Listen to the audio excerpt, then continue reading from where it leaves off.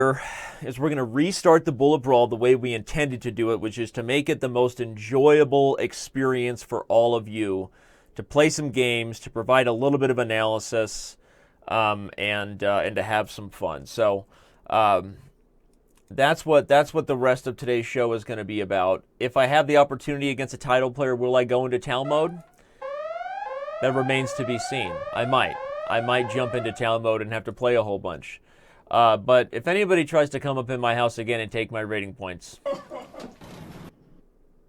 Not in my house. That's right. That's how I feel today. But let's get the challenges going. There's a lot of them coming in. You've all been patiently waiting while I tortured you. So let's start with username Laniaeka. Thank you for being here. And let's jump in here. Let's jump in here to the Bullet Brawl.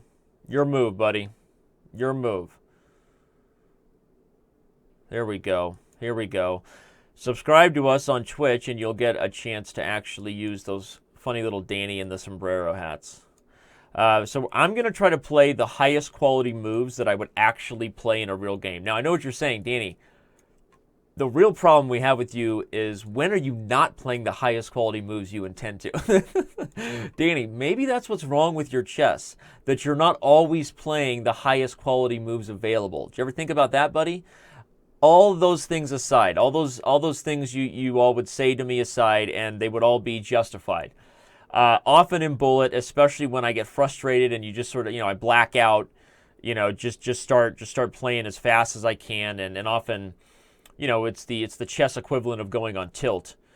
Often hope is lost in those scenarios, and you're not always playing the moves that would be the best for the position. But as we play these games with intentions on doing a little bit of analysis for each person who gets a chance to play in the Bullet Brawl today, we will be attempting to play the highest quality chess possible for all of you. And of course, if and when we achieve checkmate, everybody here gets to ring the bell. Ready with me, everybody? Right, come on. That's a checkmate. So, what happened in this game? First, it was, we take a quick look at it. It was a Mises opening, according to our ECO, which probably needs a little bit of updating. This is much more of a King's Indian attack, really. This is much more of a King's Indian attack, but sometimes the initial ECO can change over time if it jumps back into transposes into a main line, which, for those wondering, again, a transposition is when you reach a mainline move order, often through less commonly played roads. So, in all seriousness, whenever you face an opening like this, especially in Blitz, you should just be grabbing the center. I mean, if your opponent gives you the center, you take the center. Space is good.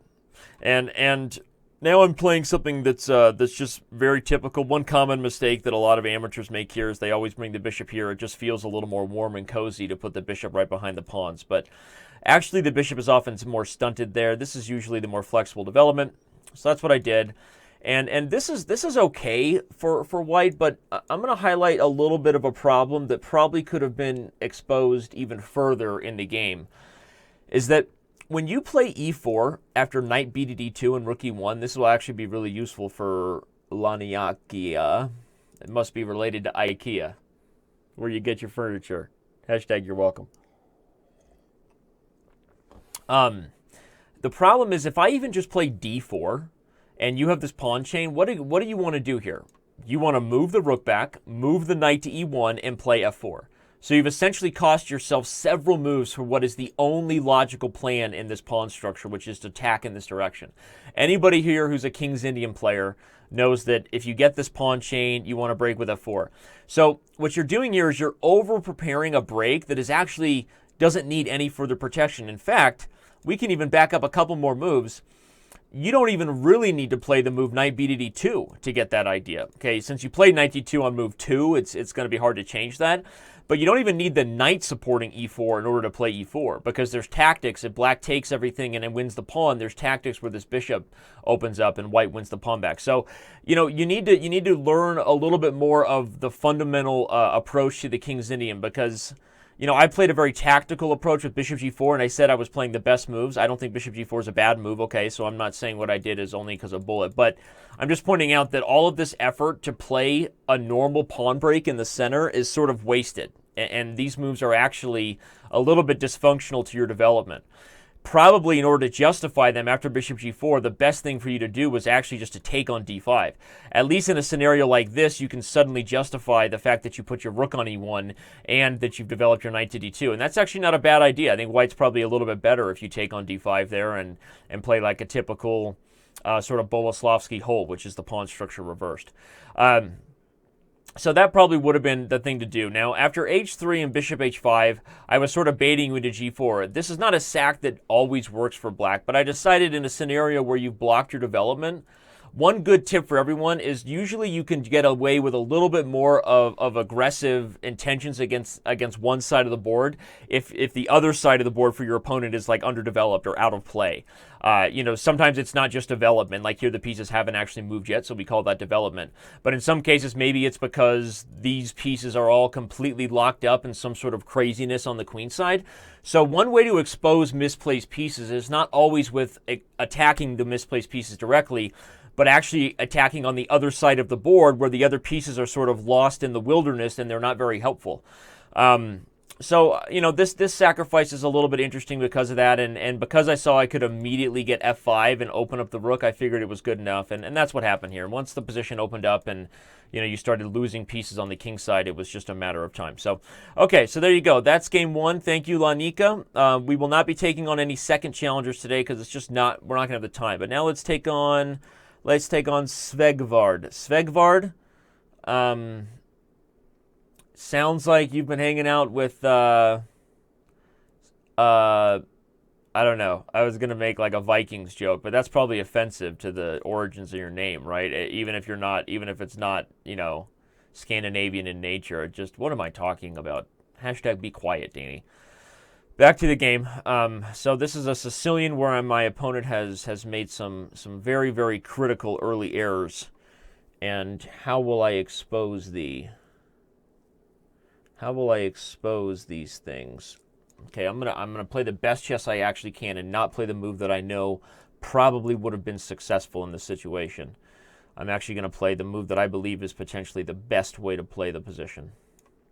So one of the biggest dysfunctional points of his position, everybody, is that he can't castle. If somebody was coming along to this game who didn't know the first few moves, they'd be like, what is black doing? Get castled, get castled, get castled. But the fact that he's already, moved the king, as we all know, changes the entire nature of the game here and makes it very difficult for him. All of his development is bad. The king has this dysfunctional route to f7. Okay, now I have lots of goodies to go for. I guess I'll just take and then go in here and enter into the advantage of the... Okay, well, that's a rook. The advantage on the queen side. And I'll tell you exactly what I was intending to play earlier if it was not this idea that I would actually try to play the best moves. Because I think this idea on the queen side maybe could have been rushed a little further, but I think the way I approached it was actually the most accurate positional thing to do. So now we will go here, we will mix this one, we will make this one, then we will make this one, now we will just do this one. Oh, okay, well that was just a mouse slip, but the time is over anyway. This is a bullet finish to an otherwise non-bullet game. It was not a bad game by either player. So now it's becoming a little bit of a bullet finish. I don't know. Am I stalemating him here? I don't think so. No. All right, so what happened here in the game with Svegvard? So, first of all, this is really just a mouse slip, which is unfortunate. I mean, with a 1900 rating in bullet, I assume he's not normally playing these kind of openings. But it's a good lesson for those who are...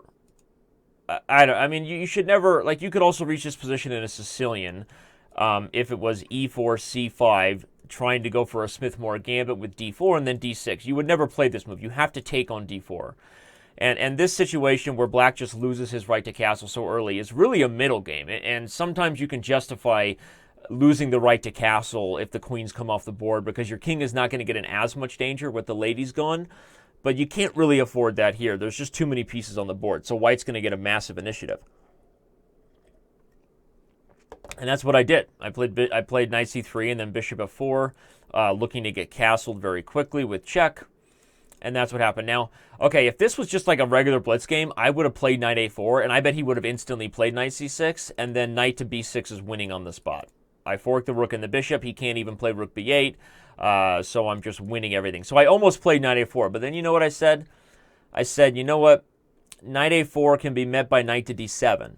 And knight a4 is not actually probably the most sound way to expose the development on the queen side, because now he's threatening b5, which would force my knight to move. So I started thinking, okay, then I could go for some crazy traps and try to checkmate him. But I realized this isn't checkmate.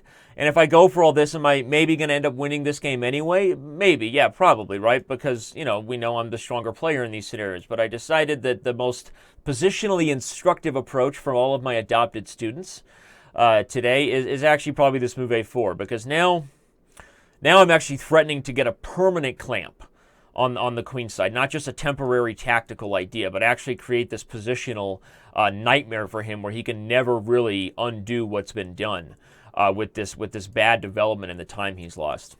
So anyway, that was kind of what I did there, and you know, he didn't really stop it. He didn't really prevent this idea. He did temporarily, but here comes bishop to c7, which is going to force the pawn to come in.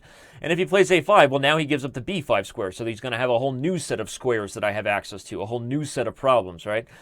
So anyway, so that's why I played a4. It was the positionally sound way to approach the situation. I didn't even rush it until I didn't want to lose the e-pawn, so I waited until the opportunity arose. And again, this is I don't know if you ever heard that funny story. What's the famous game where there's a famous story where I think it was Braunstein, somebody like blundered out of the opening and lost the right to castle, and everybody was coming by and like observing the game and making all these suggestions about what black should do, but none of them saw the score sheet and realized that this position was reached through some bad move order and is sort of shocked. Anyway, it's a funny story, but it is the point here is like, you know, there's only one good move in this position, and that's to get castled. And so when you can't castle because you made this horrible blunder in the opening, you know, everything here is dysfunctional for the rest of the game. I won't even make any awkward Thanksgiving family references where your whole family dysfunctionally comes together. Wait, I just did. Oops. Hashtag you get it. All right, so we keep going here. Let's move on. We have another set. We have another set of lots more players just swirling around. Here we go. We take on BM Marty 3, longtime player, longtime caller, longtime listener. Wow, messed that up, didn't I? All right, so I'll play what I believe to be the most accurate theory, right, against this little A3 idea. Now we will develop. We develop here. Yeah, I think I can play this way, because he hasn't played before yet. So we will go for, do I want to give up the bishop pair here? Maybe not. Maybe I play this way. Trying to play again with the most sound intentions. And now I could probably actually play aggressively in a couple different ways. I'm not even sure what I want anymore. I'm not even sure who I am anymore, Dad.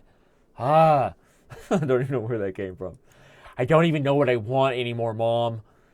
Okay? Just leave me alone.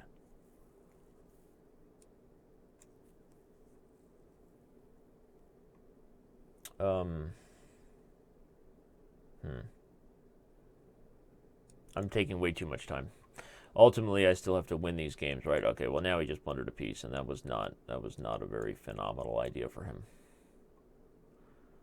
That was not the best idea he's ever come up with, yeah? We'll just let him go get that guy. And we will win over here on the king side, yeah? That is what we will do here. Bring the rook. Give the check. Make the check. Bring the other rook. It is over with this one. This one is over, yeah?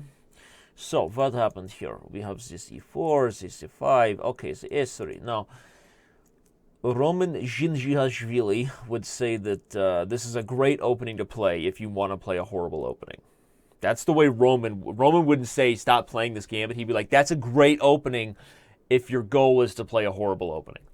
Okay, just kidding. A lot of people can play this gambit. It has some tactical merits. It's not my favorite anti-Sicilian for white. Okay, I played d5. For those of you who don't know, what's the best approach against these a3, I don't even remember what it's called. It's, okay, a Sicilian defense Mangiarini variation? I don't know. It's okay. It's based on let's do a little chess history lesson, okay? Yermo. I'm going to trance Yermo here for a second, okay? Vol, Danny. Now, when the Sicilian first came popular, Bent Larsen believed. Now, this is very serious. Bent Larsen believed that the open Sicilian was actually a positional blunder. The reason he believed this, Bent Larsen, is because white was giving up a centralized pawn for a wing pawn. Now, what Yermo would actually do here is go, Vol. Not everyone agreed with this. That's actually what Yermo would do in old school Yermo. So many of my Yermo things are actually, I have so many memories of him delivering a classic line right before taking a drag of a cigarette. Vol, Danny, first thing, nobody panic.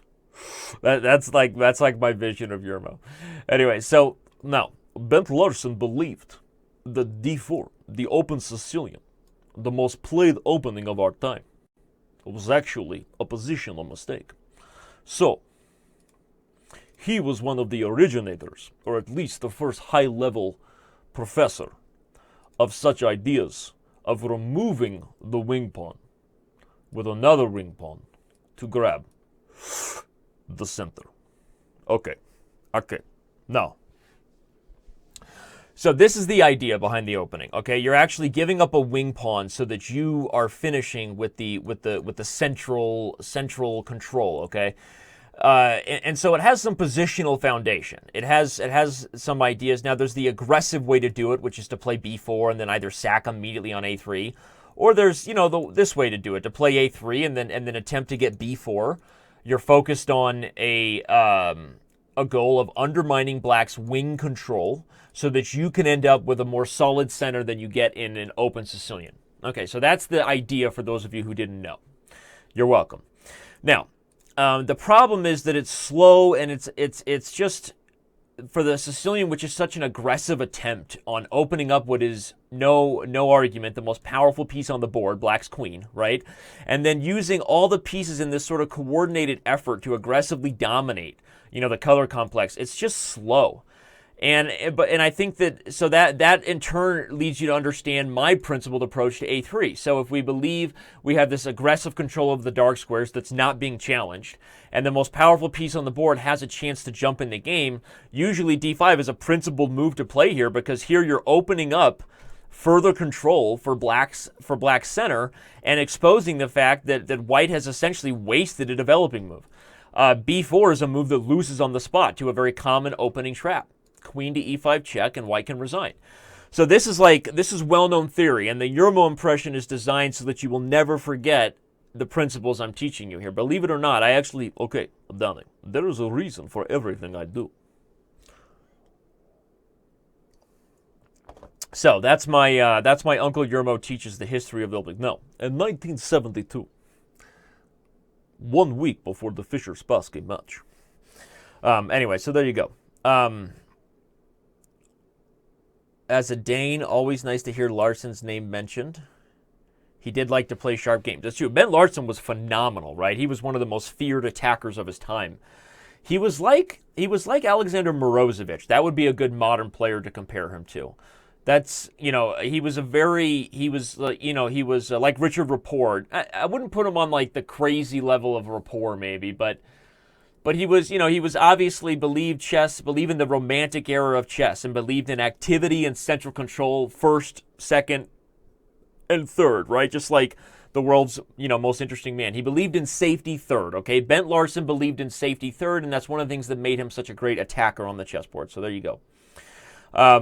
Okay, so that's my opinion of this opening, and so you gain this tempo on the queen, which isn't bad, but I've also already sort of established like my full goals. It's like a Scandinavian gone wild, right? Hashtag Team Scandi reference you didn't see coming. So this is just good for black, and I played e5 kind of aggressively. The move I was most worried about, to be honest, is bishop e5, because now you're threatening to double isolate my pawns, and you're already castled, and the center's open. So it's possible e5 was actually not the best move by me. I mean, okay, this position isn't over. I can do a number of things here, including bishop d6. And if you want to give up the bishop pair to double my pawns, you're giving me just that, the bishop pair. So it's not that simple, but that might have been your best opportunity to expose my approach, was to, okay, Danny's being a little over aggressive here, but bishop c4. Now I'm going to be able to hold on to my Maroczy structure. Even like knight b5 isn't going to go anywhere, I don't think. And so that gives me a little bit of a space advantage. So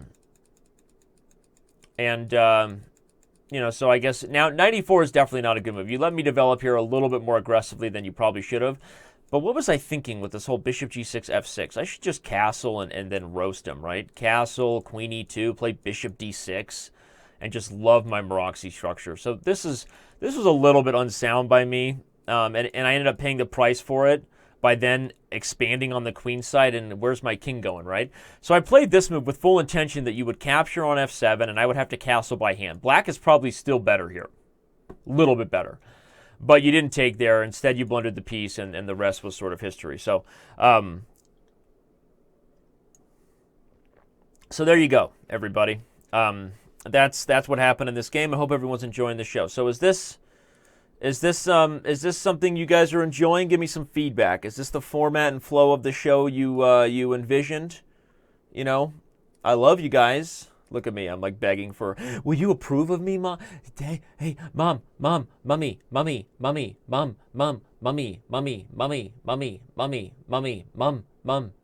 watch me. Watch me go down the slide. What is this? Is that what you guys like? Okay, good. Is that what you want? There you go. Whiffed3 on Twitch. You just subscribed to our Twitch channel. Thank you very much. Thanks for the support, Whiffed3. Thanks for the subscription. Really, really appreciated, man. All right, let's do it again. We've got lots of challenges here, right? So many challenges, not quite enough time, right? Let's take on this guy here. Looks like a newcomer, a cucumber. Oops, I haven't moved yet. I thought I had moved. There we go. Carlsen. Carjakin, this guy's a little better than 1200, I would imagine. Seems that way. Seems likely, yeah. This is a Carjakin Podvinic. Okay. Now starting to go a little bit wrong for my opponent. Okay, he's losing track of what he needs to do here. What's the ideal sort of position, yeah?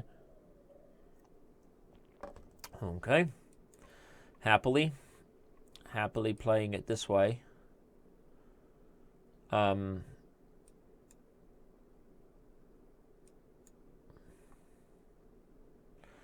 what I'd really like to do here is something even more aggressive, but I'm not quite sure it works, but we'll go for it.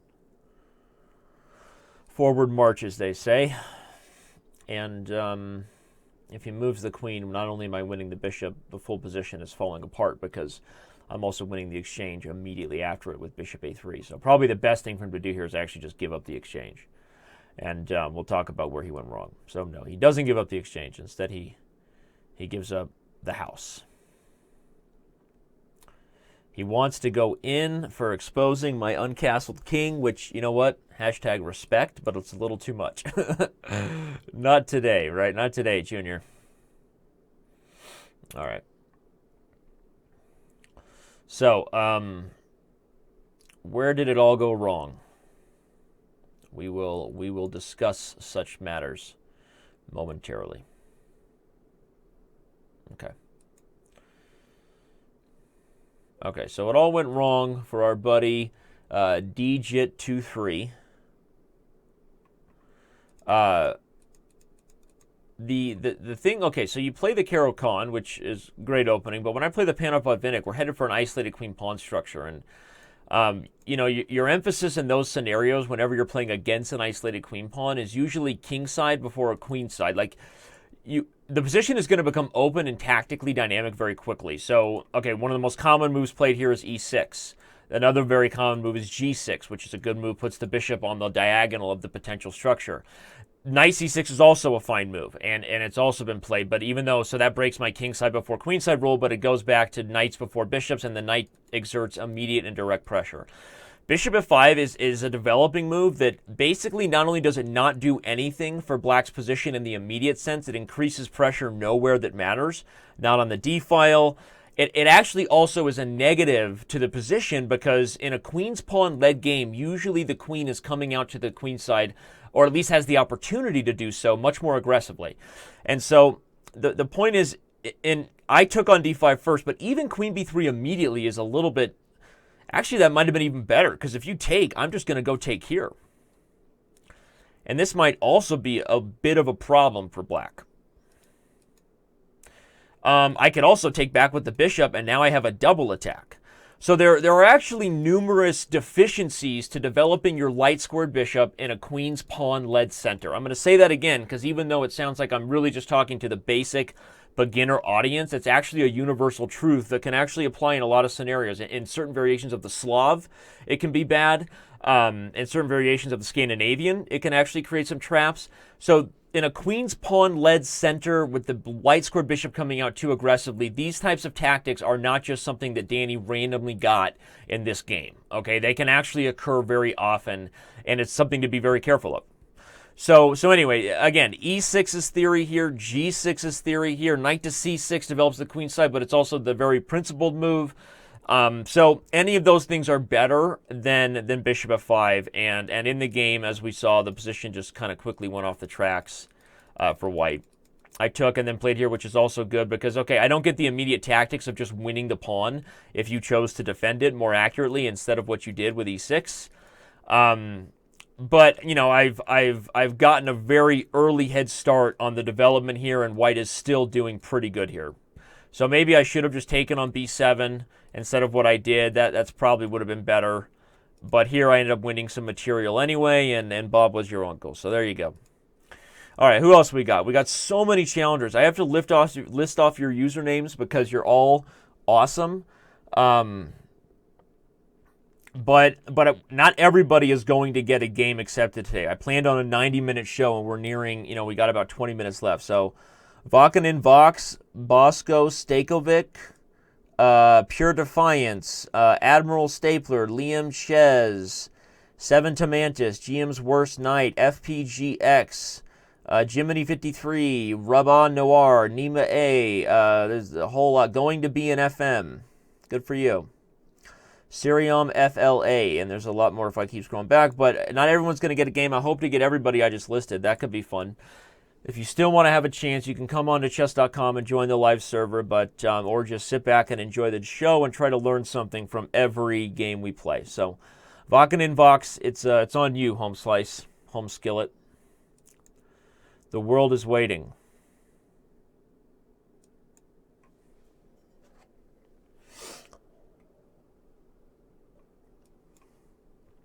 The world is waiting for you. Alexander Hamilton. My name is Alexander Hamilton. And there's a million things I haven't done. Just you wait. What's your name, kid? Alexander Hamilton. My name is Alexander Hamilton.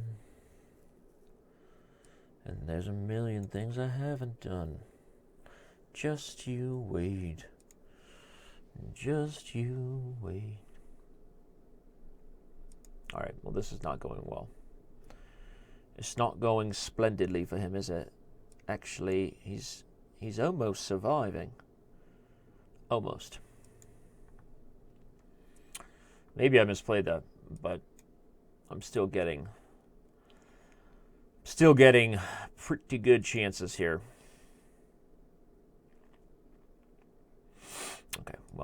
unfortunately.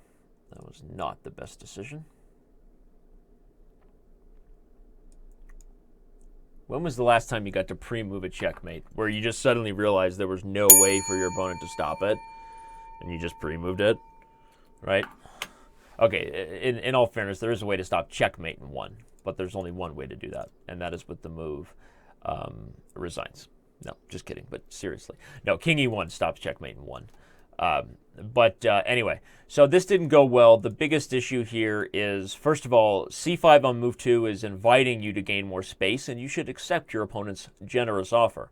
The best move here is D5, and there are two main weapons you can face. Those are the Benko Gambit, where you will take the pawn and then deal with the consequences of it, or there is the Benoni, which is this is the modern variation of the Benoni. I love how instantly our ECO updates. That's a phenomenal improvement. That's awesome. So either it's the Benko to see the instant ECO update, or the Benoni. There's also, like, you could get like some closed Benonis sometimes. I don't even know how we would classify this. It looks like some kind of weird thing, but this is basically like a closed Benoni. The thing is, you want to gain more space from just the perspective that if black doesn't now challenge the center with one of these aggressive moves, white is just grabbing control over the most important area of the board with a get out of jail free card, right? Reckless abandonment. So that's what you have to do. So knight f3, even though I think this guy Zapata Chess, who we were just playing and I lost a bunch of games to, I think he beat me in a couple of these, but this isn't the principled move to play here. E5, D5, knight c6, I think are all fine for me. I played knight c6, and then e3 is also a sign that black is going to get more control over the center. Okay, maybe here you can play knight to b5, and you're still like fighting for equality. But black is having a happy opening, and here comes a fully advanced center, just like a fully realized avatar, bending elements at will, pushing pawns like a reckless, whatever. And now, okay, so here I castled. Maybe d3 was better. I wasn't worried about captures, for the record, everybody, because now there's all kinds of problems and checks and all kinds of stuff. I was actually thinking that he might just move the knight right away. And if I have check, I didn't see anything concrete. The d3 pawn is falling? Maybe I'm wrong. Maybe this is fine for me. I don't know. So that's why I didn't play d3, for those who are wondering. Instead, I decided that just getting castled and opening the e-file would be the most prudent approach. If he had taken and tried to take d4, he still has similar tactical consequences as in the game, and this is just not going well. Obviously, if he takes here, then e2 falls, and so after takes, I probably could have also taken here. Bishop takes b4, and then queen takes b2, but this makes the most sense, I think, just to go win a piece. He has to move the queen off of the diagonal, which allows this check. And okay, if he had played king f1, the game goes on for some time more, but black is certainly very happy here, and white is under a huge attack. So that's what happened in that game. We move on to the next game, the next opponent. I think probably the next guy who deserves it, who's been here from the beginning, is Admiral Stapler. Admiral Stapler. It's so good to see you, young chap. Admiral Stapler. All right, so here we have a Scotch game. A Scotch game with knight takes d4. White gets a big center. Big center. Big haircut. Yeah.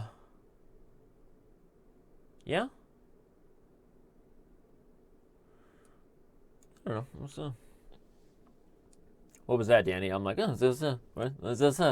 What's this? I'm like, oh, like, oh, that dibbity-doo-bop. A dibbity-doo-bop. Dibbity-doo-bop. Back that thing up. It's likely the most disciplined approach I just took there. G6 was also very interesting, right? There were lots of moves to consider, but I went for what I believe to be the most sound way to fend off the potential tactics of knight f2, as well as knight f2, as well as bishop takes g5. That was my idea. Just moving along, right? Just plodding my way. I guess we'll just go for this one now. Yeah, right. Just go for the winning endgame. There's nothing wrong with a winning endgame.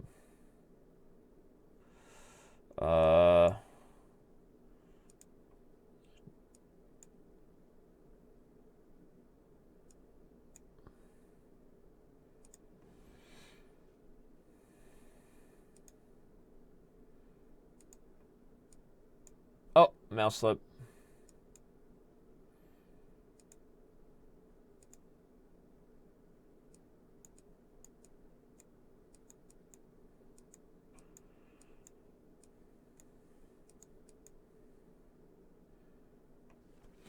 Okay, that game was actually much closer than I intended for it to be. Thanks for playing Guess the Move. Zari Soul 1994. Don't forget, everybody, you can play Guess the Move on chess.com. Try to guess what we're doing. That was a good game, actually. The closest one by far, for sure. Shouldn't have been that close, but I misplayed that attack there somewhere, didn't I? All right, so first of all, in the Scotch, knight takes d4 is not your best approach. It's not the worst approach, but I would say any of the main lines, the classical variation, classical Scotch, as it says, classical variation right here, the Mises variation.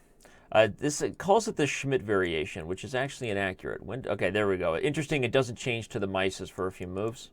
The Mises variation, the classical, the Steinitz variation, or even this line, the bishop b4 check line. Apparently it's the Maliniuk. That sounds like some sort of bad guy from Lord of the Rings, right? Mephisto or something, I don't know. That sounds like a bad guy from some sort of weird J.R. Tolkien novel.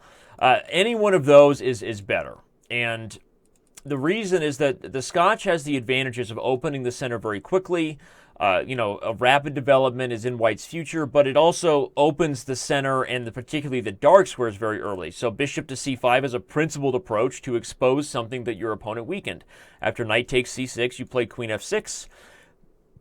And this is the best variation for black. You're getting compensation for your doubled pawns by having a lead in development and control over the dark squares. So that's pretty cool. Knight to f6 is another principled move, because the other thing I do by opening the center early is maybe help you to attack it. If knight to c3 to defend this pawn, you play bishop b4 and renew your threat on the pawn, because now the knight is pinned to the king. So you notice, one thing you'll notice as you learn opening theory, at least if you're approaching it the right way, is the moves you're learning should make sense to you. Let me say that again, because this is something that people struggle with so many opening books. Like, how am I supposed to memorize all these opening moves? Like, oh my God, right? You look at my office and I literally have so many chess books. Chess books are the dumbest thing in the world. Have I told you that yet? Chess books are so dumb. So here we have the ECO of Encyclopedia of Chess Openings for B, right? Take a look at those moves, kids. There you go.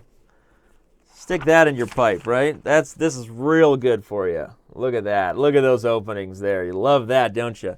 So the point is, the openings you learn should make sense to you. Okay, if you're just playing something because it said it in a book, you're literally, it's like we might as well talk about dogma and just accepting everything blindly right now. Just like you have to understand what you're doing fundamentally, and that's an approach that you should be taking, just like the chess should be teaching you, and you should be learning as you learn chess. It's its own catch-22. Critical thinking is key, and don't just play opening lines and then blame, and then be surprised when you forget the moves because you never really understood them. Every opening move has a fundamental purpose. There's literally not an opening move that doesn't. Okay, I mean, even a5, which is a horrible move, doesn't challenge the center at all. I guess you're doing it to open the rook or whatever. I mean, so I'm saying there are some that have bad purposes, but try to understand what you're doing and what each pawn structure is telling you to do, right? I mean, come on. And if you really want to make bullet useful for you, again, as we said, only the fool analyzes blitz, only the psychopath analyzes bullet. But if you want to get something out of this, at least play positions that you're trying to understand better, so that so that somewhere deep in your chest subconscious, they're improving some sort of pattern recognition you have about the game. Okay? So there you go. Anyway, so knight takes d4 isn't the worst move in the world, but now that I explained the whole purpose of the opening, you probably already know what's wrong with this. I mean, you bring the most powerful piece on the board into the center with no real means to remove her. I'll say it again. You bring the most powerful piece in the board to one of the best squares on the board with no real means to deal with that issue. The only way the exchange variation works on d4 is when you play this move queen f6, where they try to immediately trade it. It's still not a good variation, but I don't have the energy to go into the theory right now because I'm exhausted, okay? And so this sort of approach where you put the queen on this dominant square and then develop passively is just a bad idea. I played bishop g5. I guess that's fine with f4. Maybe it's not the best for me. Maybe I should castle and then play f4. The stream isn't frozen, is it? I don't think so.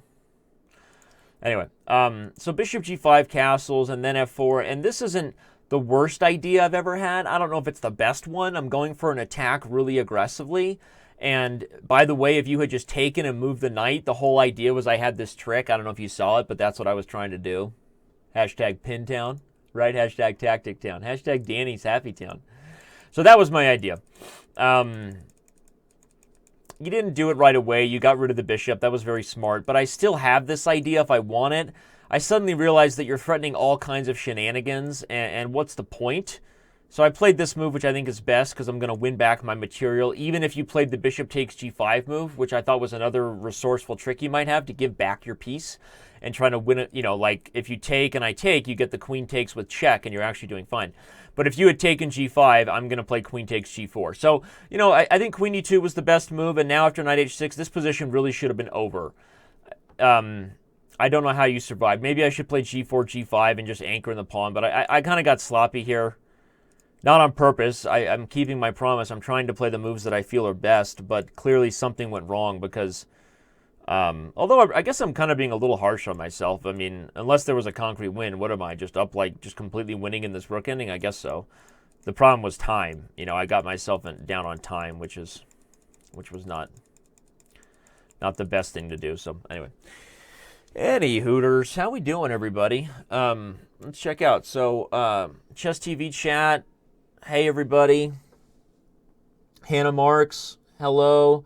Sevens, Tarmantis, hello. J Glick. Learning the moves, hello. Kingly Sack, hello. Calculation Master, hello. I just saying hi to everybody. Over to Twitch, we got Frozen Edge 666. What's up, Holmes? Matt2cc. DeReal Amps. I feel like we got all the regulars here. Hey, everybody. How's it going? Just want to say hi. Just Seattle. Are you sleepless? No? Okay. Danny, go back to what you're doing, because that was stupid. Just checking. What's up, everybody? Little Pingwing. Anyway. Everybody, what's up? What's up? So, we're running out of time. Let me go see if I got one more title player who wants to jump in on this, you know. I want to get some of my honor back. You know, I want to get some of my honor back for this ridiculously terrible loss of rating points I had to start the show. Doesn't look like anybody's waiting here for me, right? Not quite. Everyone's like, yo, Danny, nobody wants to play you, yeah? Can't sit here.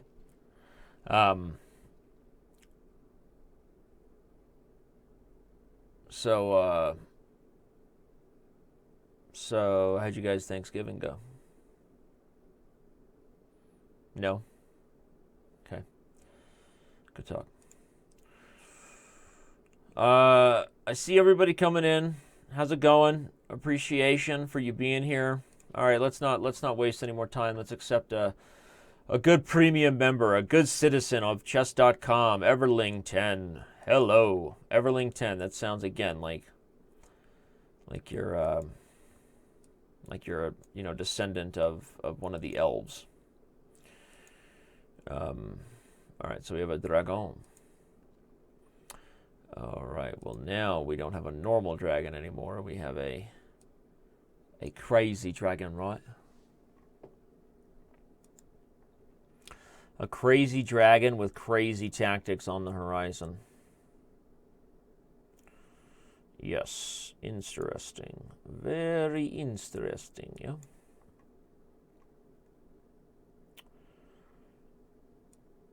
All right, we'll go for this win of a pawn.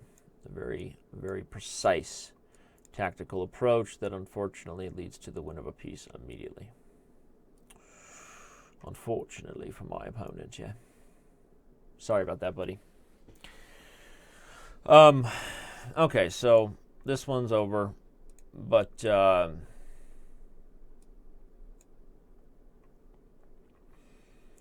it didn't start out that bad for him.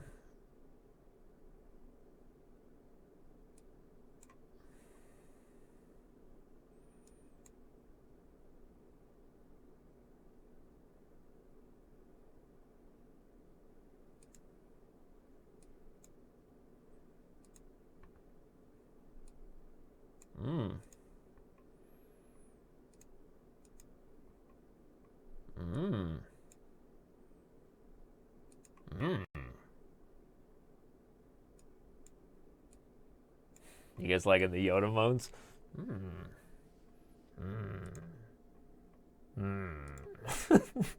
Liking the Yoda. All right, so we had a dragon here. This is fine. Nothing wrong with this right here. Usually when you're going to take on c6, you have to follow it with a little bit of an e5, right? That's the key idea. Now, it's a gambit. After knight d5, knight takes, queen takes, rook b8. Now, research here says that likely black is achieving compensation. But not all research is correctly pronounced now, is it? Some Americans say research. Ew, research. Now, research here says that black is going to find compensation on the e5 and b2 squares here. Now, if you're not going to go for this aggressive approach here, bishop c4, right, black has to castle. And now you can do the same. You can also try to defend the b2 pawn, right, bishop b3. This is normal here, a normal type of game. You're up a pawn, but likely there's some tactical consequences here for your over-aggressive behavior, right? The pawn on e5 is hanging, right? Maybe I'm going to go here. It's a little bit dangerous, yeah?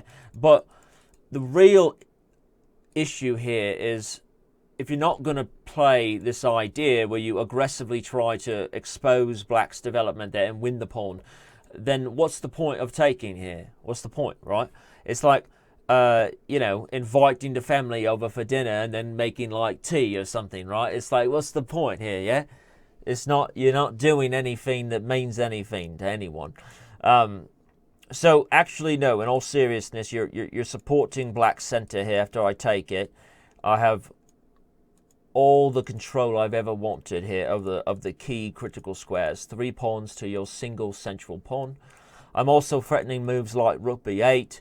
The bishop and rook here love it. They love talking here on a telly. They talk. Actually, English people don't say telly. They say telly when they're referring to what's on the telly. Just FYI. Anyway, but in all seriousness, it doesn't make sense for you. Positionally, it's a bad idea. You're opening up the B file. Now you're kind of on your toes. Maybe I could have played knight g4 right away, immediately opening up for some tactics here.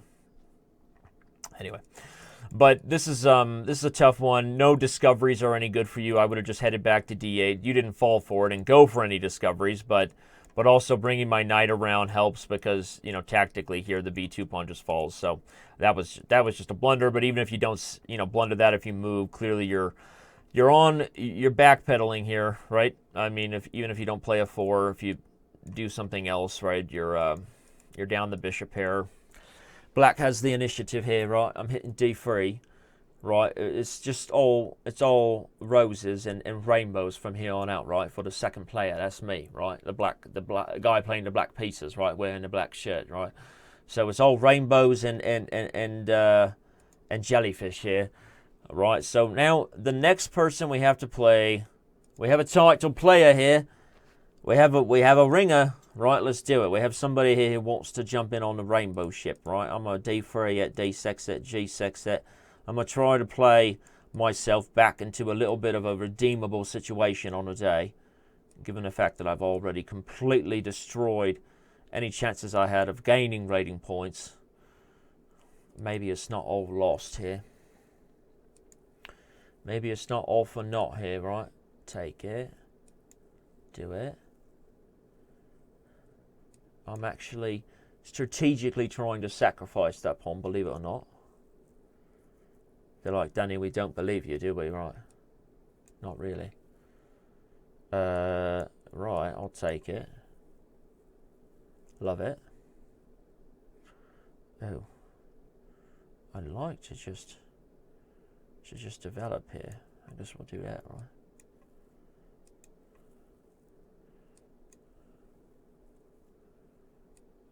Yes, right. Yeah, right. What? Is this right? How can he do it right, this, right? It's not a very good idea for him, though, is it? No, it's not. I'm gonna play my knight. What's he doing here? How's he surviving this, right? Somehow, some way, he's surviving. At least temporarily, right? Not quite. That's a little bit of a bell ringer now, isn't it, right? Come on, everybody. Punch it with me, yeah? Right. Yeah, right. All right, rematch. He doesn't want any more? Come on, Holmes. I thought that's what we were doing here. I thought we were here to brawl. You're always doing this. All I want to do is play chess, Mom. All I ever want to do is play chess, Dad. I don't want your life. Dad, you never let me play chess. All you ever do is make me play the piano. I don't like the piano, Dad. I want to be a chess player. Okay? Okay, looks like he's declined my challenge, yeah? He's not interested. That's what he's telling me, right? He's like, Danny, I'm not interested in you, right? All right, well, that means the show is over. Oh, no, it's not. I got one more. I got to take this guy on. Oh, no, now he's back, right? He decided, he changed his mind. He said, well, maybe I'm actually going to go out for revenge after all, right? I'm not really happy with what happened there in that last one, so I'm going to do it again here. That's what he's telling us. Oh, right, he's playing this way, yeah, right. That's one of my favourites, yeah. It's one of my all-time favourites right here. This one right here is one of my all-time favourites ways to play this position, yeah. It's the most fun I've ever had, I think. Actually, the most fun I ever had was a Christmas morning when Mummy and Daddy gave me everything I ever wanted, yeah? Oh, what's going on here? This is not right. This is not right. I'm not sure what I'm doing here. Alright, let's just do this, right? Let's do it right like this, yeah. Yeah, right. Oh, nice. What's going on here? I'm going to do this one, yeah? I'm going to go take it. What? That was not a good idea. Definitely should have just sacrificed the exchange, I believe. But he didn't. So now we're going to go punish him just like this. E5. Takes.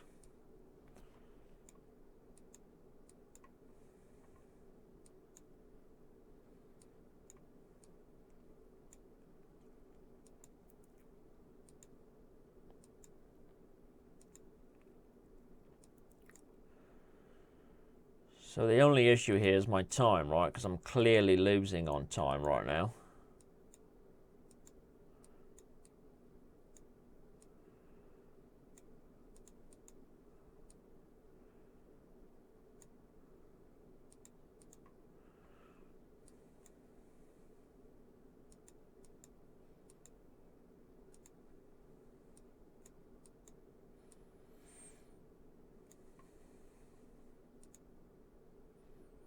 Oh no, that was a blunder.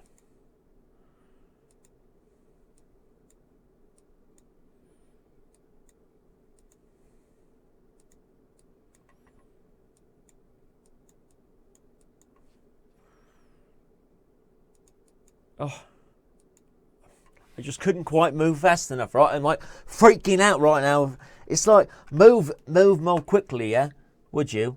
Stop messing around with it when you're up a whole rook, right? It's like, figure it out or don't do it, Danny. Right, that's hashtag frustrated right there. All right, well, this time if I get a winning position, I might have more than a few seconds on the clock. So let's hope for that. Let's hope for that, shall we? Shall we? The person I was about to take on is the one and only Andy Jessup. So, Andy, I know you're out there, buddy. Just sitting there with your adorable English accent, right? Just enjoying yourself, aren't you, right? You're like, oh, look at me, right? I have the most adorable English accent in the world, right? Anyway, so I know you're out there. I know you're out there, buddy. I know you're out there. Watching. Waiting. For your moment to strike.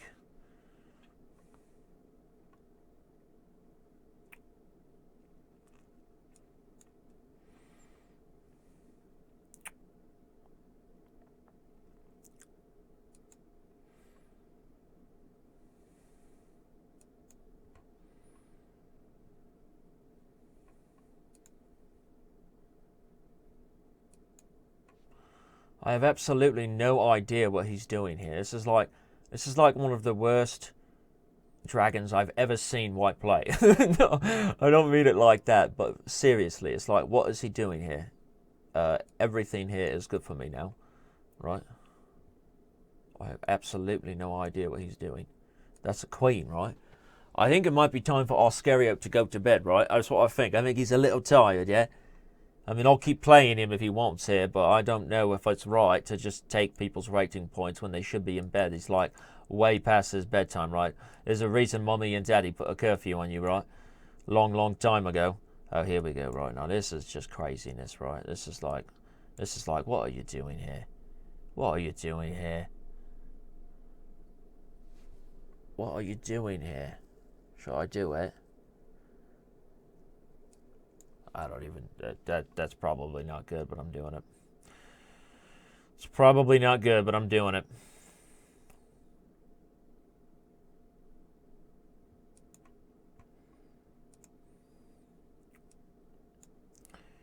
Yeah, I guess we'll go here. What is he doing? Dude. I love you, but in the interest of mercy, this is the difference between me and Zapata chess. I can't take advantage of a wounded soldier. All right, sorry. That was rough. He's just tired. He's actually a really good ball player, so let's call it right here. Let's call the show. Let's give everybody a little bit of a thank you for being here. Make sure you subscribe to all the channels available to you, right? Make sure you're following all the Bullet Brawl action, right? More than 700 viewers today live. That's nice, just for a little bit of a last second stream. Seriously though, thanks everybody for being here. Apologies if my accents offended you in any way.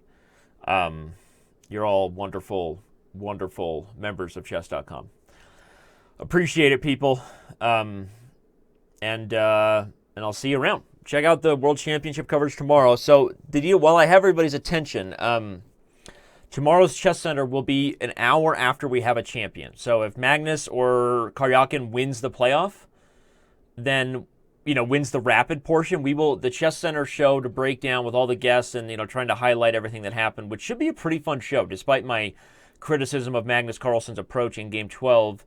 We're going to have rapid games, which is fun, and we're actually going to be going over them on Chess Center. So if you want to watch, pay attention to chess.com TV or to Twitch tomorrow. We're going to do a breakdown of the World Championship. Who knows? We could have a new world champion. Sergei Karjakin could beat Magnus Carlsen in the playoff. So make sure you tune into that. While I have everyone's attention, remember to join the Crazy House Chess Club. We have the first ever chess.com Crazy House Championship happening with cash prizes.